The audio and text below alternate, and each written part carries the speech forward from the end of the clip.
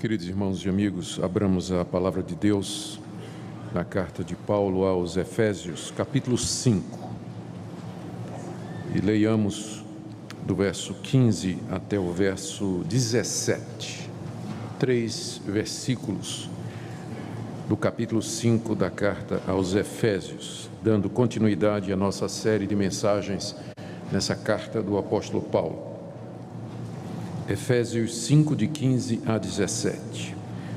Portanto, vede prudentemente como andais, não como nécios, e sim como sábios, remindo o tempo, porque os dias são maus.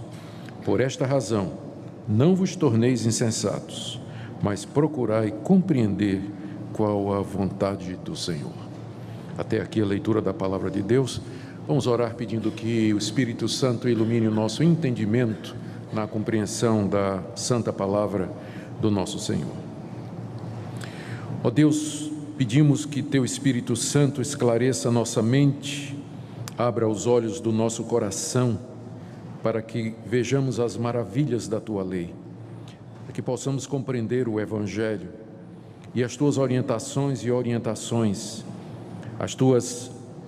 os Teus mandamentos, ó Deus, que nos são dados para viver aqui nesse mundo. Eu peço, Senhor, que nessa noite todos nós possamos ouvir a Tua voz e aquietar o nosso coração diante de Ti, aprender do Teu Espírito Santo, consertar os nossos caminhos, renovar a nossa fé. É o que pedimos por amor de Jesus. Amém. Queridos, aqui na passagem que eu li para vocês, o apóstolo Paulo está desenvolvendo as implicações do que ele tinha dito na passagem anterior e que nós vimos na última exposição da carta. Se vocês se recordam do capítulo 5, do verso 7 até o verso 14, que foi o tema da nossa última mensagem, o apóstolo Paulo estava ensinando que os cristãos não deveriam ser nem participantes e nem cúmplices nas obras dos filhos das trevas. Ao contrário, eles deveriam reprovar estas obras, não deveriam nem mencioná-las em suas conversas, quando possível, denunciá-las publicamente para que elas se mostrem como realmente são, e que a igreja deveria, para isso, se levantar de entre os mortos. Verso 14, por isso diz: desperta, ó tu que dormes, levanta-te de entre os mortos e Cristo te iluminará. A igreja que se levanta de entre os mortos, que sai do seu sono de letargia, é iluminada por Cristo e então ela pode ser luz no meio de um mundo tenebroso. Foi isso que nós vimos na última mensagem. E agora, diante do desafio de ser luz em meio às trevas, que foi o que Paulo ensinou, ele orienta os cristãos a que não vivam, portanto, note que o verso 15 começa com um portanto, ou seja, ele está introduzindo as consequências do que ele falou. Ele diz que nós, à luz do que foi dito, não devemos viver como tolos, não devemos viver como nécios, como insensatos, é o verso 15, mas como sábios, o que implica em duas coisas. Nós temos que remir o tempo, verso 16, e procurar compreender a vontade de Deus aqui nesse mundo, que é o verso 17. Então, hoje à noite o meu tema é exatamente esse, que nós devemos andar nesse mundo como pessoas sábias e não ser insensatos e tolos, depois que já temos conhecimento, ou tendo tido conhecimento de quem é Deus e o que Ele deseja de nós. Vamos então, queridos, em primeiro lugar para o verso 15, examinar essa orientação do apóstolo Paulo. Vede prudentemente como andais, não como nécios e sim como sábios. Quando ele diz, vejam como vocês andam, o andar aqui é uma metáfora para o nosso viver, não é? Ele está dizendo, vejam como vocês vivem, prestem atenção na vida de vocês, aí tudo que está compreendido nisso. A vida é um caminhar, não é?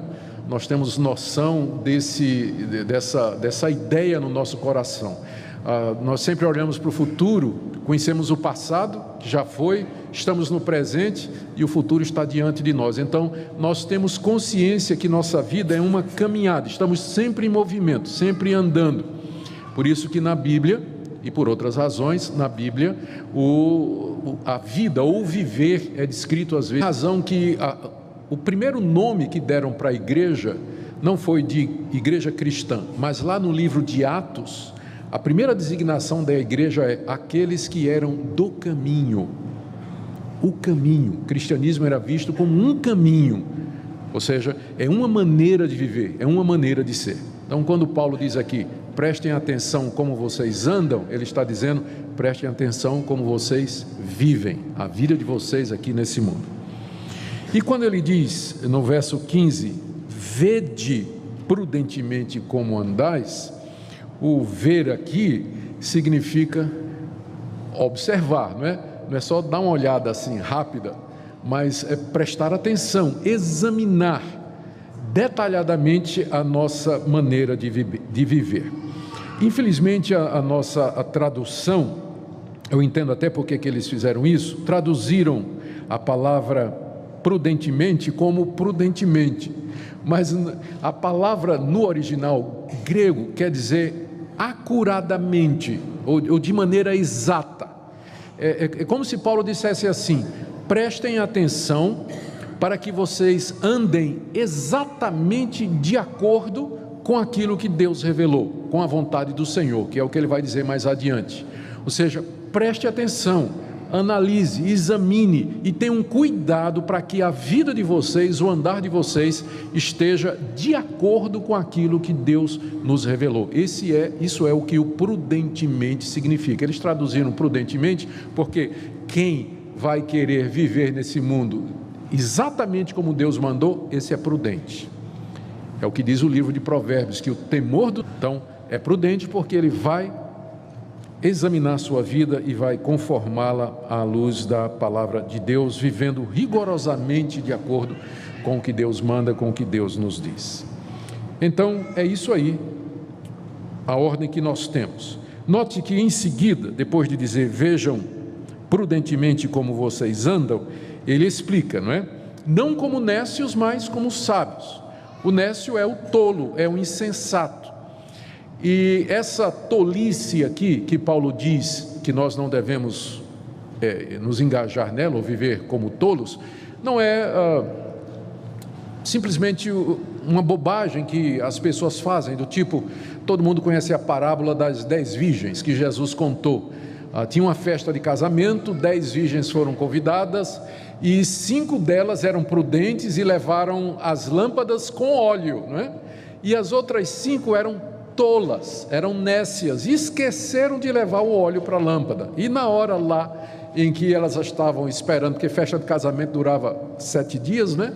O noivo chegava a qualquer hora, esperando, o noivo não chegava, o óleo acabou, as prudentes tinham levado o óleo, as tolas tinham esquecido, e aí então o noivo demorou e elas ficaram sem óleo, né? Elas são chamadas de as virgens nécias ou tolas.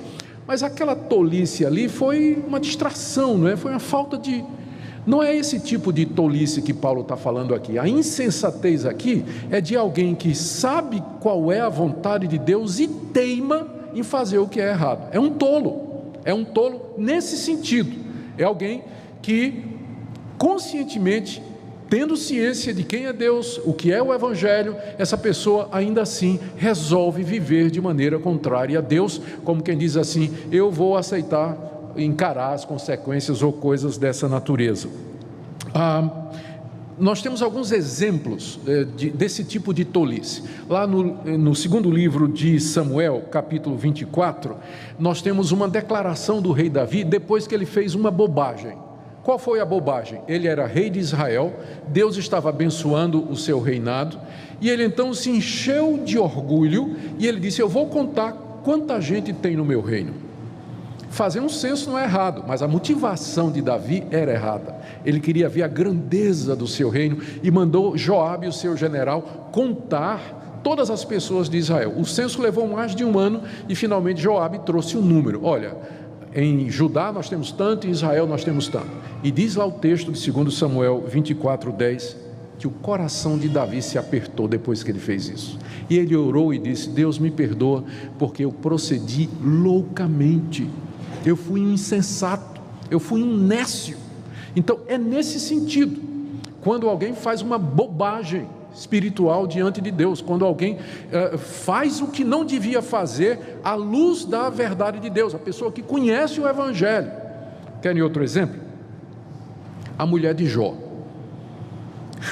A mulher de Jó, todo mundo sabe a história de Jó. Era um homem que temia Deus, era um homem justo, fazia o que é reto. Todas aquelas desgraças vieram sobre Jó como uma provação sobre ele.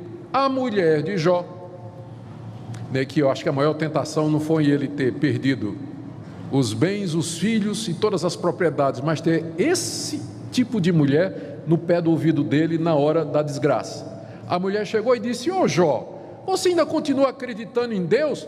Amaldiçoa esse Deus e morre. Qual foi a resposta de Deus? Como qualquer doida você está falando, mulher. Você é doida, você é louca, você é nécia, você é insensata. Esse tipo de insensatez que a Bíblia proíbe. Quer um outro exemplo?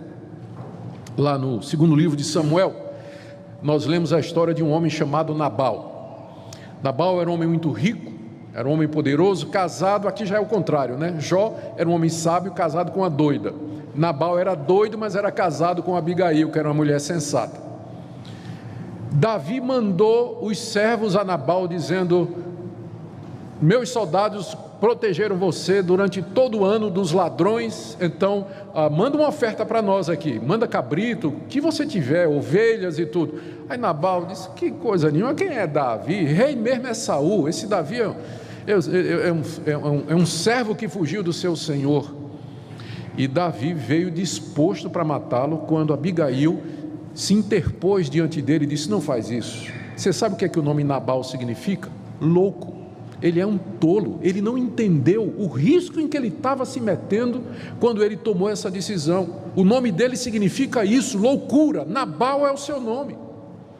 Então, quando a Bíblia diz aqui: vejam, com prudência como vocês andam, não como nécios, não como tolos, não como insensatos. Esses exemplos aqui nos ajudam a entender que o apóstolo Paulo está dizendo: não seja bobo, não seja tolo, não seja insensato. Você conhece a palavra de Deus, você conhece a verdade de Deus, você foi instruído na palavra de Deus. Não tente a Deus, não desafie a Deus, não arrisque, não tome decisões arriscadas, não faça escolhas loucas. Não andem como tolos, porque o pecado será castigado, porque toda obediência terá a justa, desobediência terá a justa retribuição. Em contraste, ele diz: andem como sábios. O sábio aqui não é a pessoa culta, intelectual. Durante 10 anos eu fui chanceler da Universidade Mackenzie e convivi com gente extremamente culta.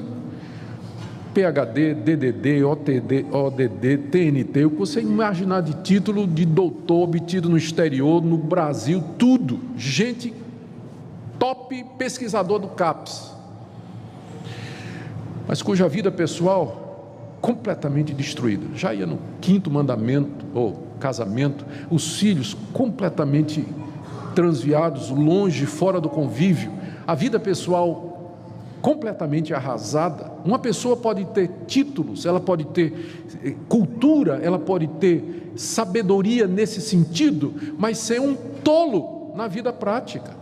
A sabedoria que Deus fala aqui, não seja tolo, mas seja sábio, é a sabedoria prática que você encontra no livro de Provérbios.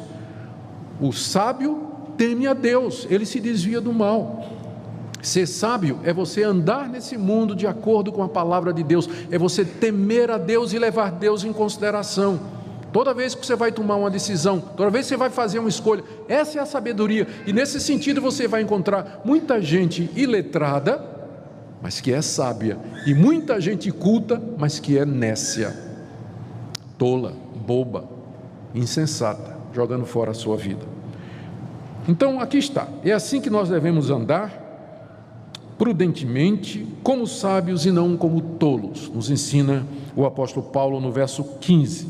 Em seguida, ele coloca 2 orientações relacionadas com isso. A primeira delas está no verso 16, remindo o tempo, porque os dias são maus. Algumas observações aqui. Primeiro, tempo aqui, remindo o tempo, porque os dias são maus. O tempo aqui não é o tempo do relógio, o tempo cronológico. Muita gente olha para essa passagem e pensa que Paulo está dizendo o seguinte: não perca tempo, né? Trabalhe, né? Você, né? Não chega atrasado, né?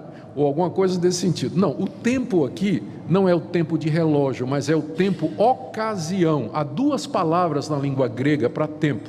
E a palavra que Paulo usa aqui, ela significa não tempo cronológico, mas a oportunidade, ocasiões que nos acontecem durante a vida, ou ocasião oportuna, ou a oportunidade que o tempo nos oferece. Segunda coisa que é preciso observar é que a palavra remir significa comprar. Comprar, literalmente, comprar na praça. A palavra praça está na raiz aqui do remir. Por quê? Porque na época de Paulo, no Antigo Oriente, o comércio era na praça. Ainda hoje tem em Goiânia aqui, né? Quando chega fim de semana, pelo menos sábado, lá perto do meu prédio, tem uma rua pertinho de uma praça que no sábado de manhã já começa com a feira, né? E o pessoal vai lá. Então, antigamente, ir na praça era o sinônimo de eu vou fazer compras. Onde é que você vai, mulher? Eu vou na praça. O marido já segurava o cartão de crédito, porque sabia que a mulher ia para a praça. Então, era na praça que se faziam as transações comerciais. Então, por isso que literalmente aqui está dizendo, a palavra remir é tirar da praça. E é claro, mediante o pagamento. Daí a ideia de remir, de resgate. Uma das coisas que você podia comprar na praça era escravos. Os escravos eram colocados à venda e o escravo pertencia ao seu dono, que tinha direito de vida e morte sobre ele. Se você queria comprar um escravo, você pagava o preço do resgate daquele escravo e ele passava a ser seu e você o levava para casa. Você o redimia, você o resgatava do antigo dono e o levava como sua posse. Esse verbo que aparece aqui, quando ele diz remindo o tempo, essa ideia de você ir na praça e resgatar alguma coisa que antes pertencia a uma outra pessoa. E a gente fica pensando, mas como? Em que sentido? Isso está explicado quando ele diz, porque os dias são maus. Quando ele fala isso, porque os dias são maus, ele está se referindo, os dias aqui é o período em que nós vivemos, entre a primeira vinda de Cristo e a segunda vinda de Cristo.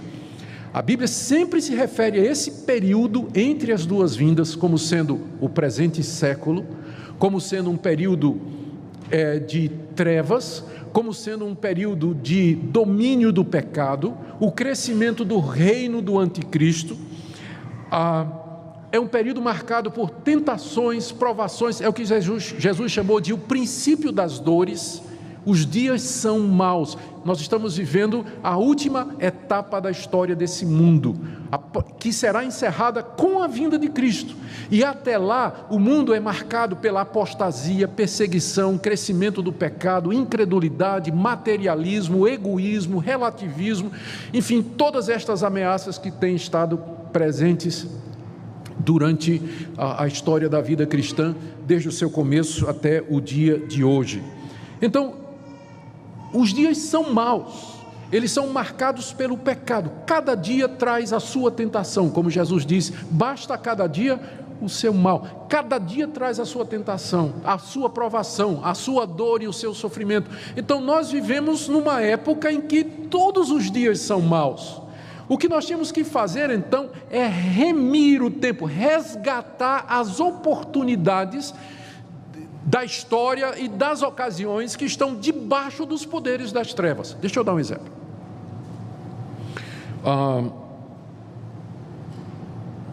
Você está sendo oprimido no trabalho. Isso é uma coisa má. Isso faz parte dos dias maus. Mas você usa esse momento e o transforma para o bem, para dar testemunho de Cristo. Você foi traído pelo seu amigo, traição faz parte dessa vida, mas você usa esse momento, você resgata essa ocasião, e você a usa para fazer o bem.